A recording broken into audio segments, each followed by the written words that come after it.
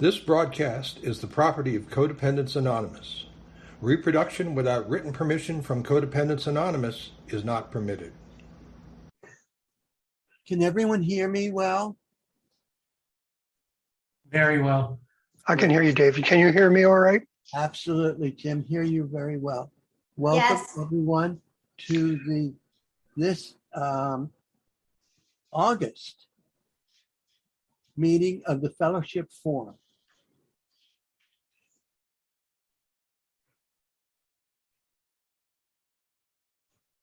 The topic for today's forum is being willing, step 8. And we have a speaker to introduce the topic for us today, Jim Kay. And I will turn the meeting over to Jim. And thank you, Jim, for being here to be a presenter. Thank you, David. This week's topic is to become willing as part of step 8. And I wanted to share some of my become willing moments in my life. I'll start out with made a list of all persons we had harmed and become willing to make amends to them all. As a codependent, I carry the scars and wounds of my codependent life before recovery. The 12 steps were inspired by a group of people with a common problem. They started meeting for mutual support and to, with God's help, become willing. The same willingness or desire is what connects me to my higher power. The hard part is becoming willing part. My daughter died on December 18th, 2015. It took me until March of 2016 to become willing to ask for help and tried a 12-step program. After joining CoDA, it took 14 months before I admitted that my life had become unmanageable. I acknowledged that I could not do it alone. I left home and I got an apartment. That is when I became willing to turn my will and my life over to this power that is greater than I am. From that day until this, with the help of my higher power, I try to become willing one day at a time. I attended the CoDA Service Conference at the end of July. I believe I witnessed some kind of a miracle. I have been separated from about one half the population. I went to an all-boys high school and I worked at a trade that was all men. I was taught that women were people who could not understand normal thinking. They were always talked about as if they were others.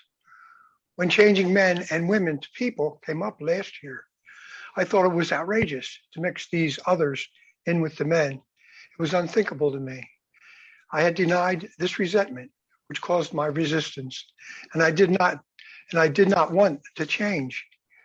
New business had been taken out of the schedule, and I didn't see any way it could come up. I thought I was safe. But then a young member from Arizona made a motion to put the new business back in, and it passed. And then they made a motion to replace men and women with people. At that moment, I became willing, and my mind changed. And I have been thinking about that ever since. I always tried to think of the others as spiritual beings, having a human experience. I was trying to be magnanimous, but this has shined the light on the denial of my resentments. Finally, my message for today came together. I woke up and I realized I could not forgive all the people on my list. What I was missing was my higher power. I had just witnessed an entire conference become willing to accept one and the other in 1 year. I see the root of many people's problems. Many men resent women and many women resent men. In 1 year, I saw this change accepted, not just in our fellowship, but in others as well. The willingness to change was enormous. The amends, well, that will take some time. And this type of privilege can be insidious. I think of fraternities and sororities. This healing process will take time, acceptance, forgiveness, and love. Become willing. When I started in my recovery journey, I could only imagine. And now I must become willing. I must become willing to change again. My wife said to me, you know, you're hard to talk to. While despite everything, I still listen for that one kernel of truth in people's words. I realized I can be hard to understand, and I must be willing to become more explicit in my communication and convey the way I feel. And this can be very important when I make my amends. When the pandemic hit, we were looking for big containers of hand sanitizers, and then the church was closed, and we were left without a place to have our meeting. I was alone in my apartment, and I did not know anything about Zoom, screen sharing, breakout rooms, or webinars. But I became willing, and with my higher power's help, our meeting went on. I am codependent, and I did need to be needed to have this relationship. I had lost my position as higher power in my home, so I needed to be needed. But as time went on, I got lonely in my apartment by myself. This was when my process of self-forgiveness took place. I would get on my bike 2 or 3 times a week, and I would ride to the next town. It was about 5 miles away. I thought about my family a lot, so I listened to my heart. And after 3 years, I became willing to go back. My son got into rehab, and my wife and I have found new stability despite our challenges. I wake up every day, I meditate, I read affirmations, and I become willing to do my higher power's will for me that day. I went out to breakfast with my son last Sunday, and he's living in a halfway house and attending AA meetings. We did not offer amends, but I think we are becoming willing. There are many mysteries here, and my journey proceeds. And as my journey proceeds, the puzzles become clear. When I came here, I had no friends, and now I have many. The process of mending and making amends will take patience and time as the past comes floating up in my heart, and for my friendships to become fulfilling and meaningful. I'm beginning to learn how to give in a good and healthy way. And I know that I will have to learn to take from these relationships too, but in a healthy and loving way. When I showed up, I was covered in wounds, scars, lumps, and bumps. All those hurts and resentments were weighing me down. When I started to forgive myself, my family, and other people, I began to see the lesson in all my wounds. My amends began to happen as my bandages fell away and my injuries were exposed to this new light of day. Or sometimes the bandages would get torn off without warning, and I remembered the painful lesson it was meant to bring. I am like a bush, like a rose bush, and my higher power carefully considers where to prune and then snip. What is healthy remains, and I must let go of what is not. The cut heals, the bush remains healthy and brings even more flowers. So of course I have scars, but now they make me stronger. I just had one last thing to read that I got at the conference. And that was the longer serenity prayer. God grant me the serenity to accept the things I cannot change, the courage to change the things I can, and the wisdom to know the difference. Grant me the patience with the changes that take time, appreciation of all that I have, tolerance of those with different struggles, and the strength to get up and try again one day at a time. Thank you for letting me read, and I'll pass. Thank you, Jim, for presenting the topic today.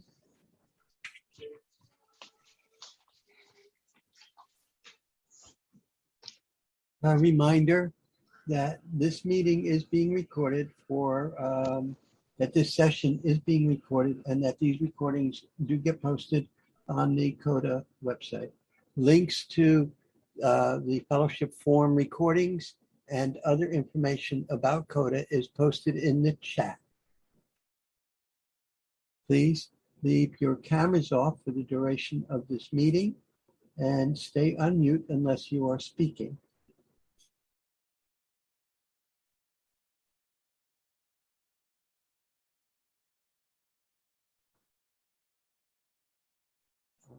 We are now open for sharing on today's topic.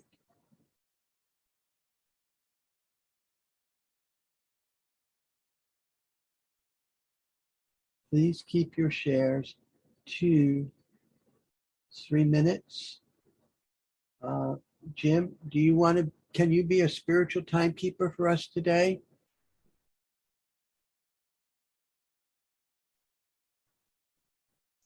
Yes, I can do that, David. Thank you, Jim.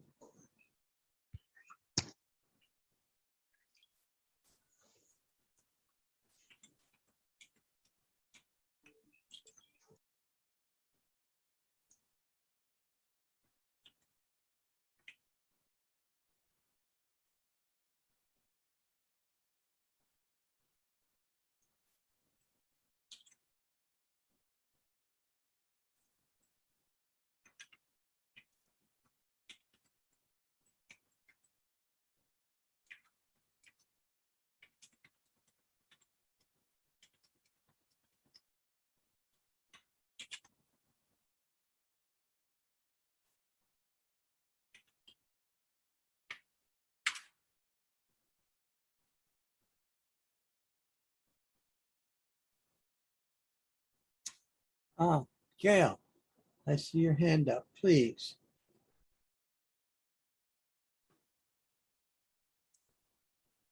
Hi, my name is Gail, and I am a recovering and grateful codependent. Willingness. First off, thank you for Jim for sharing his personal story. I find personal stories very helpful to be able to connect and understand. And for me, willingness, I was raised in a family that willingness was not part of our vocabulary. As children, we were told what to do or what not to do, but it was never about our choice, my choice. And I unfortunately was raised with a father figure who was never willing to see anyone else's point of view or way of doing things. It was his way or the highway, as he used to put it. And until we moved out of his home, as he put it, we needed to follow his rules and regulations and never have a voice, never have an opinion, never buck the system. And, willingness for me, sometimes I have to go to a place of I'm willing to be willing to be willing. I can't get right to the I'm willing or I'm willing to be there. I've got to go through those layers and levels because I sometimes have this place of resistance that doesn't make any conscious sense. And I am so grateful that the 12-step programs, first starting with AA and then with all the programs that came after that program, I am so grateful that this concept of we can't do this alone. This is a we program. And I need meetings. I need recovery friends. I need a sponsor. I need individuals that I can trust from this program that will be real with me. Sometimes even question my thinking. Sometimes question my motives so that I can get unstuck, be willing to see things from a different perspective. And that's one of the things I love about, I didn't hear about this group conscious process until I came into CoDA World Service. And it is such a delightful process because through that group conscious decision-making where everyone has a voice, I get to hear other people's perspectives. It's not all mine, or it's not all in my mind, my father's. And I get to hear different perspectives. And I'm always amazed at the outcome when this process happens, whether it's within a CoDA meeting or intergroup or World Service or whatever, I'm always amazed at the miracles that happen where people's eyes and minds specifically are opened up to different possibilities and different ways of thinking. And it's such a glorious experience when I get to be there for that. So I thank you so much for this topic and for reminding me that I need to remain willing, even if for the moment I'm willing to be willing to be willing. Thanks for letting me share. Thanks for sharing, Gail. Thank you for sharing. We are open for sharing on the topic, today's topic, willing, step 8, being willing. And of course, we're asking people keep their shares to 3 minutes, but you can share again. We have time, I'm sure. If everyone gets a chance to share, that everyone that wants to share does get a chance to share. I'm sure we'll most likely have time for second shares. And we are open for sharing on that topic. Step 8, being willing.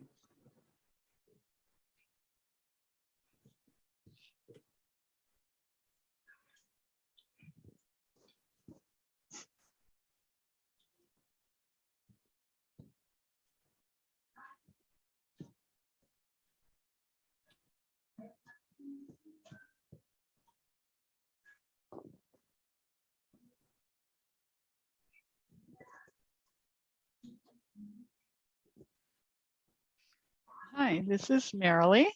I'm covering codependent. Hi, Marylee. Welcome. Thank you. Thank you for your share and this topic. And the piece that I'm thinking about right now is the whole concept of what it means to be willing. The underlying understanding is that there's something about me that can be changed, that to be willing is to be open. And for that, there's, for me, an assumption that an improvement is possible and desirable. It could be an improvement in what I do or how I think, or being more conscious. It could be a willingness to try something new, and it may or may not be something that I want to continue, but being willing to be open to trying something different, to exploring. And so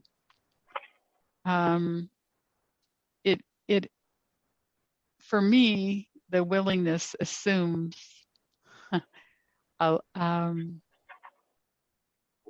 want to say a level of humility, that my way isn't the only way, and certainly not necessarily the best way. And sometimes I think about being willing as not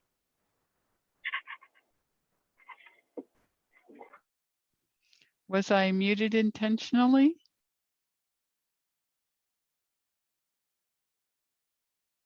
This is Marylee. And I don't know when I got muted. So I thank you for the opportunity to share.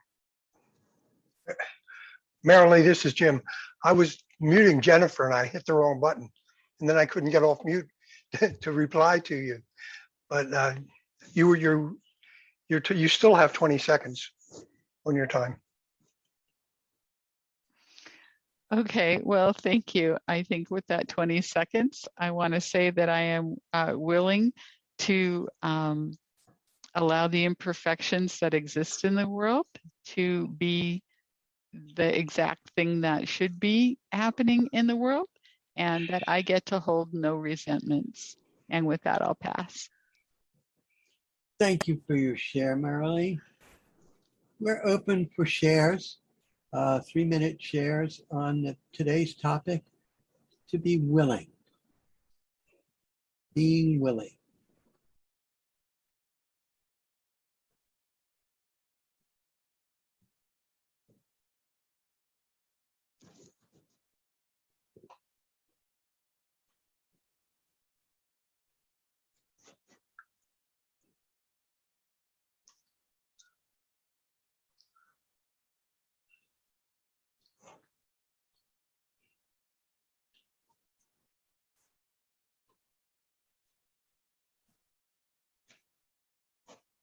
Hello, everyone. My name is David.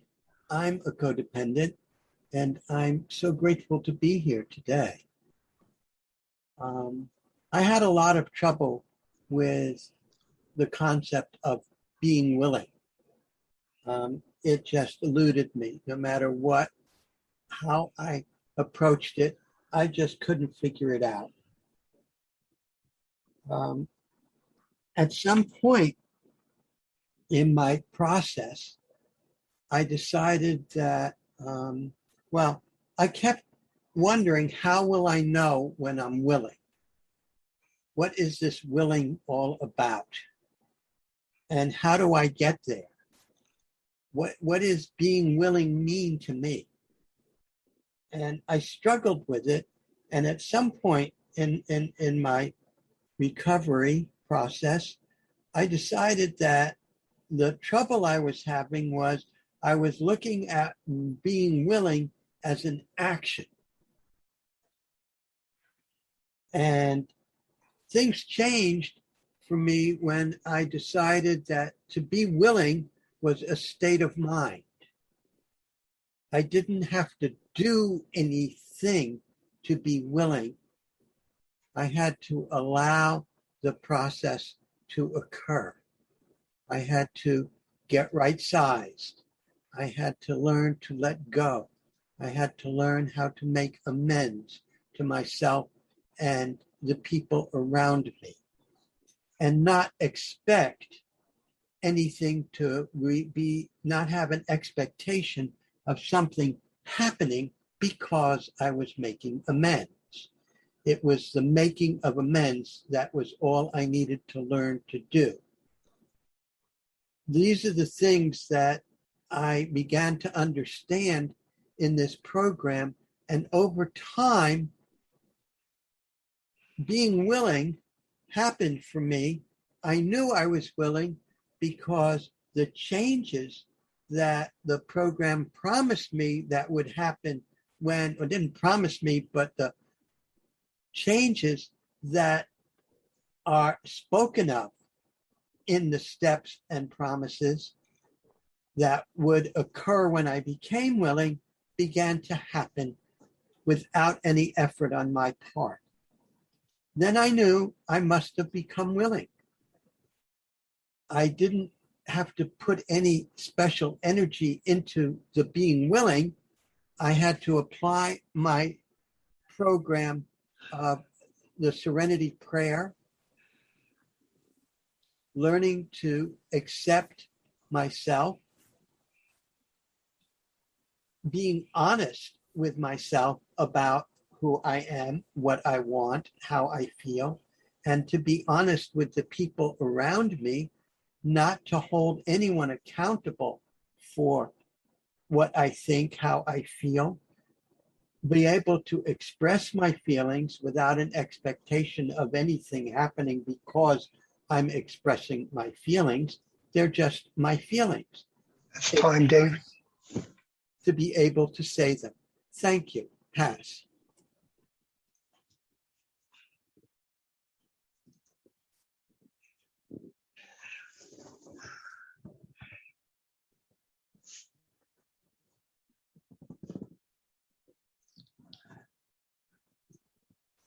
We are open for shares on today's topic, being willing.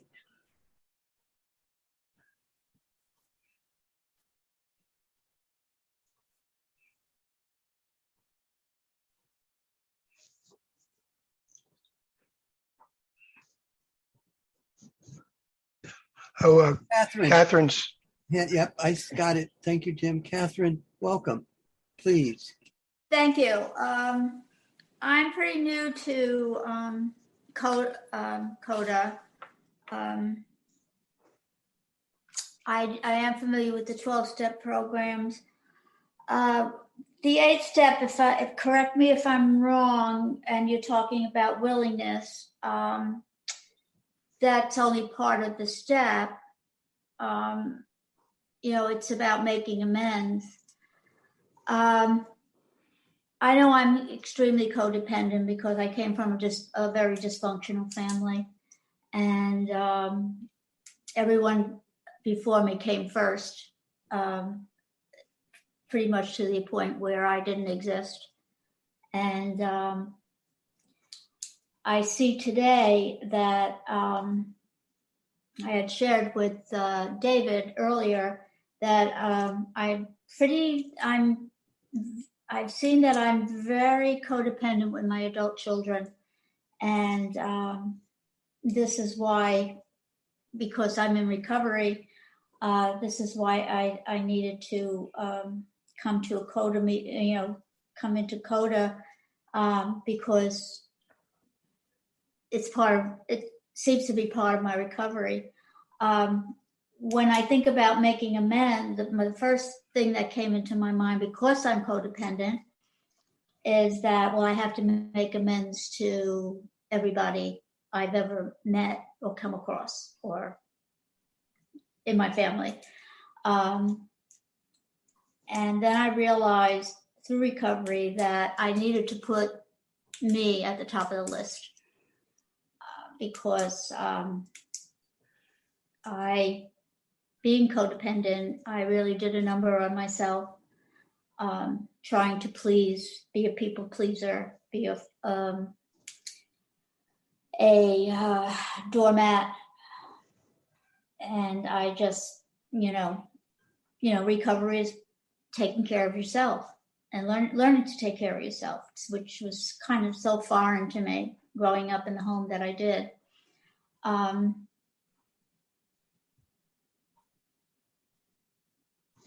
So I am making amends to myself in the process of doing that. And that's pretty much, I think I said that this is why I'm here. But I know I had to make amends to my adult children, because without knowing it or realizing it, because of the disease, part of the disease being denial, that I thought if I did this and didn't do what my parents did, I would be okay. I didn't realize that when I started to have my children, that's not the way it works. Unless you get recovery before you have children, you're going to do the same things without even knowing it. And this is what this is the results of many years of dysfunction. So what's happened to me, and I read somewhere that codependency is actually self-hate, and that's why we put everybody else first, so they will love me. I put everyone else first because if I do for them and I love them and blah blah blah blah, they will love me. 3 minutes. Okay, that's all. Thank you. I'll pass. Thank you for your share, Catherine. We are open for 3-minute shares on today's topic, being willing.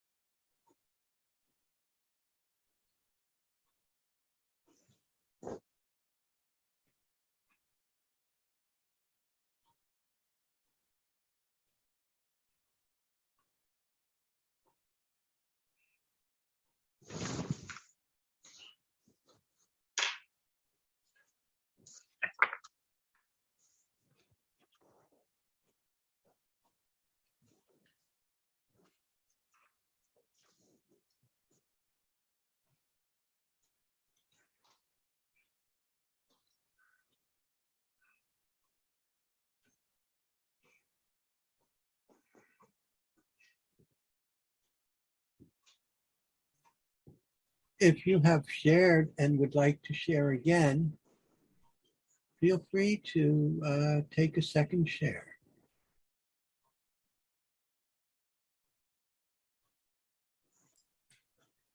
Yeah, hello, I'm Glen and I'm codependent. Hi, Glenn. Hi, Glenn. Welcome. Hey, you guys, thank you for this. So when I received your email, I wasn't sure exactly what the topic was, until now, of course. So I just thought at first glance that the topic was willing to do what? Willing to grow, willing to move forward, willing to love, and so on. So now that I know it's on step 8, I will try to kind of improvise on this now. So making amends, actually, in the past, being a codependent, I never knew. I had a lot of problems, there's some serious issues why I had so much anger towards someone or myself. How can I be so loving and supportive when I'm upset or angry at someone? So I'm in recovery. I'm actually recovered. I have to say that I'm not perfect, but I think I'm recovered. And how I learned this when I learned about CoDA and its 12 steps, I read them. And because I'm a problem solver, I'm in the industry as a producer and also have a background in science. I always think things out methodically and creatively, keeping things simple. So when I read the 12 steps, I was like, okay, what does this all mean? 9 of them basically had to do with the divine. The last 3, or of the 12, 3 of them had to be of make amends. So it's like, so giving, surrendering to a power much greater than yourself, number 1. And the second component was forgiveness, making amends. So I looked at that. I said, okay, that's kind of easy. I do have faith in God. And if my mind is clear and I love myself, then I could make an amends and forgive. That's how I handled it. So I said, what are the root causes here now? So I went deep into my inner child to see what was onsetting these unmanaged adult behaviors. So, when I went deep, I knew it was just these emotionally based behaviors that's onsetting these unmanaged adult behaviors, which is codependency. I literally did some serious work on myself, meditated and prayed 60 days straight for 12-hour days, getting to the root causes of my issues so I can easily forgive and make amends. So once I did that,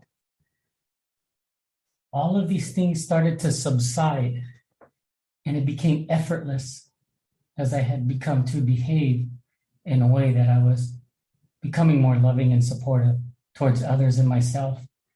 So making an amends is pretty easy. If I get in an argument with my kids or a sibling or a client or whatever it is, I squash it immediately. Listen to them. They listen to me. We resolve things. Boom, done. It's over. No longer throwing it under the rug and turning into repressed emotions. That causes all of these problems. So I finally figured it out. That's 3 minutes. Thank you. And 10 more seconds. And I feel that I'm in recovered. That's how I did it. Thank you. Thank you for sharing, Glenn. You're welcome.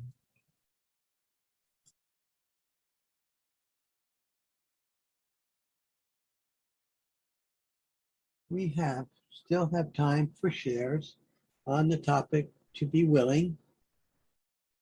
The word willing appears frequently throughout this program, not just in step 8. Being willing, open to the possibility of another way. If I'm not open to the possibility of doing things another way, I'm going to keep doing the same thing I've been doing over and over again. I have to be open to the possibility of another way if I want to recover.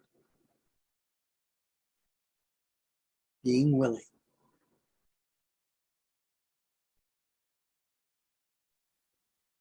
Hi, everyone. If I can share. Hi, Jennifer. Welcome. Hi, everyone. My name is Jennifer, and I'm a grateful, recovering codependent. And thank you so much for creating this space for us to share today. And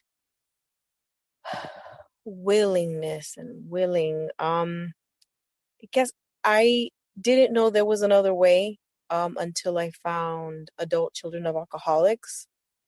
Even before then, I actually had a life coach that I spoke to. She was really the first person that I spoke to that got a little bit deep with me. And she recommended Melody Beattie's book of Codependent No More.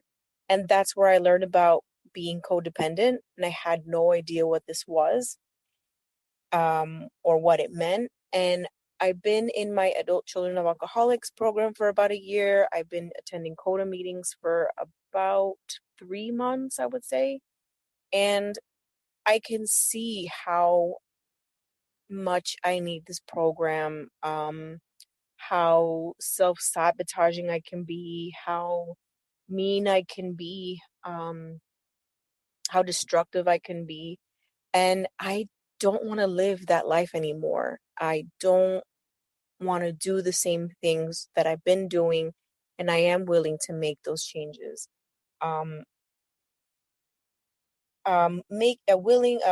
Become willing to make amends to people we've harmed. I think I'm so scared. Right now, I'm so scared of that step.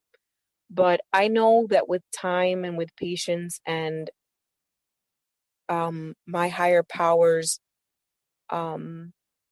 help, I'll reach that step and I'll make amends to the people that I have hurt. I guess I'm at this point where I'm just really embarrassed at how I've carried myself, and it's just kind of really hard to swallow it and to accept it and to make those amends. But again, I've been in this program. I see how much I've changed so far.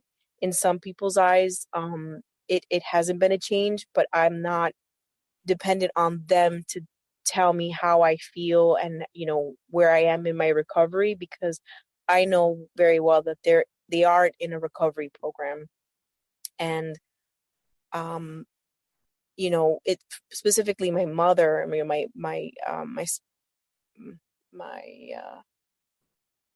forget the word, but the reason, I guess, why I'm here, I am still very codependent with her and my father, and I'm learning to not to be, and to remove that enmeshment that that we've created with each other, and to create a healthy space and to create a more healthy relationship. And thank you so much for letting me share. Thank you for sharing, Jennifer. And Catherine has her hand up. Please, Catherine. Yes, hi, again. I wanted to add what I talked about, me, putting myself on that list first. I did make amends to my adult children, but amends is, the word amends means to alter something. So I knew that I had to alter my behavior also. What I have did and what I failed to do. And I have done that with my children. However, unfortunately, because they've been affected by the dysfunctions of my family of origin and myself, there's a lot of anger, and all I can do is change my behavior or amend my behavior towards myself, where turning that self-hate into self-love. I know I'm codependent on my children because I've never felt good about myself. So this is where I'm at today. Now I have the chance to do that, to learn to love myself, to learn who I am, and to realize that all those things that I heard back in my childhood, they were all lies. they were lies. They were lies from people that were not healthy. They had their own issues. They had their own problems from their childhoods, and there was no recovery.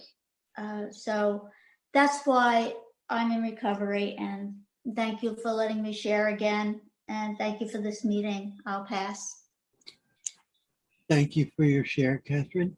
We have time for one more share, and then I'll open the meeting for questions and comments. Hi, David. My name's Jim, and I'm codependent. Hi, Jim. Let Welcome. me start my time here. When I came to CoDA, I was isolated, alone, and abused. And my world was so small. But what I didn't realize was that that was my world. That's all I knew. And then once I started going to meetings and meeting people, my world started to get bigger. And then I went to one of the conferences, and I thought, my God, this whole place is full of these people, these wonderful people. But my world just kept growing, and that's why my world was so small, and I did not understand. And that's why when I left and did my 3 years in CoDA, and I had my apartment, I started to understand all my sickness and all my problems. And it wasn't my family's fault.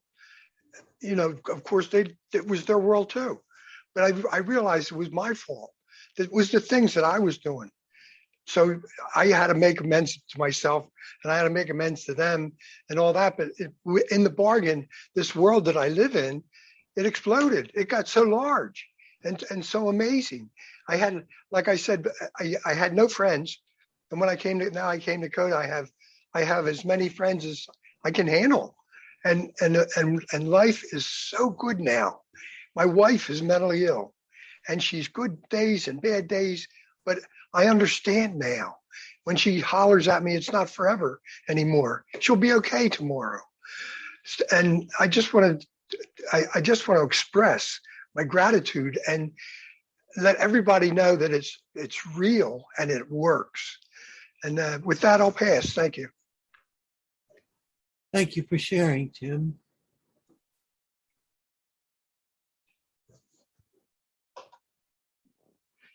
We have time for a short share if someone feels a pressing need to share on today's topic, being willing.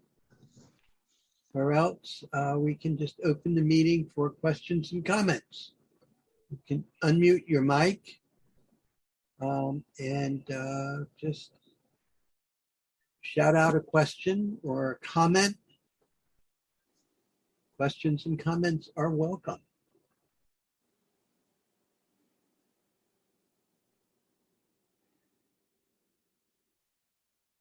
I don't promise any answers, but certainly interested in any questions you might have.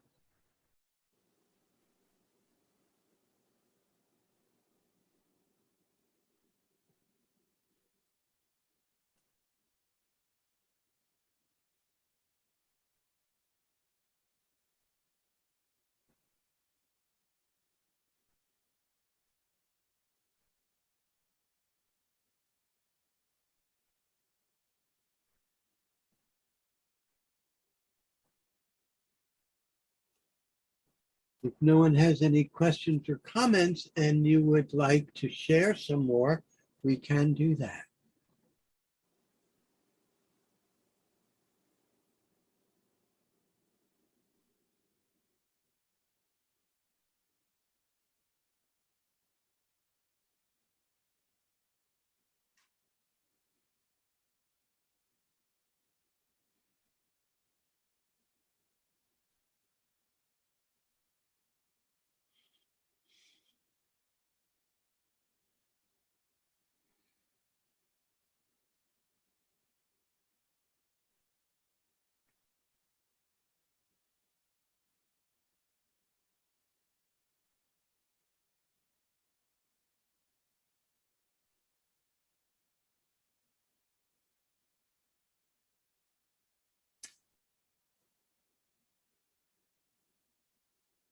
The fellowship forum meets on the last Saturday of each month. Next month's meeting, September's meeting, will be on September 25th at 12 noon Pacific time, 1 p.m. Mountain time, except for most of Arizona, which does not observe daylight saving time, 2 p.m. Central time, and 3 p.m. Eastern time. The topic for next month's meeting will be intentions, actions. My intentions and my actions. What is it I want to achieve? What am I doing? And how does that help me achieve my intention?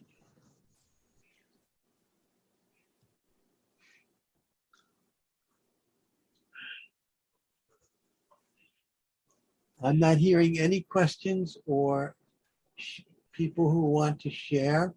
So I'll take a group conscience. Is it okay if I close the meeting? We can stay on longer after the close for fellowship. Is there any objection to closing the meeting now? No objection.